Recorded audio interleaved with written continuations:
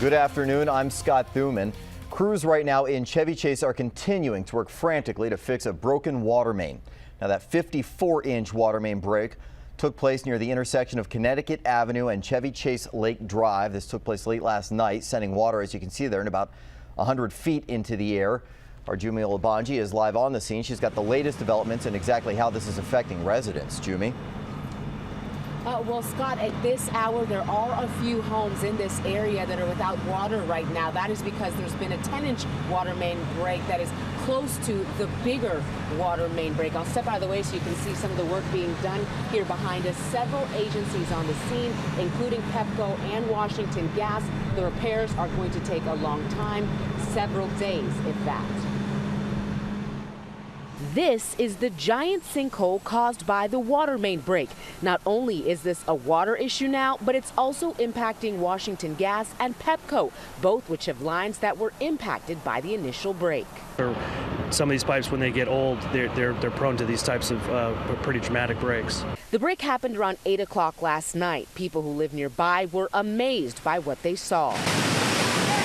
It looked literally like a volcanic geyser. It was sky high. It was just gushing up into the sky. After several hours, WSSC was able to shut the water off. Their repairs, though, were hampered by a tree oversaturated by water that fell onto power lines. For several hours, both directions of Connecticut Avenue were closed to traffic to allow crews to get to work. The buses, everything was off schedule today, so I took my son to school. All residents and businesses in Montgomery and Prince George's counties are under a mandatory water restriction. WSSC officials say that's to allow for enough water pressure for emergency personnel and also to replenish some of the 60 million gallons of water that was lost. You just gotta, follow the advisories and hope that hopefully that you get through. The water restrictions are expected to last several days, and so is the repair work on Connecticut Avenue. Officials say this will be no easy task. I don't have an answer to exactly how long that's going to take, but obviously they know that this is a major thoroughfare and that we're doing our best to get out as quickly as we can.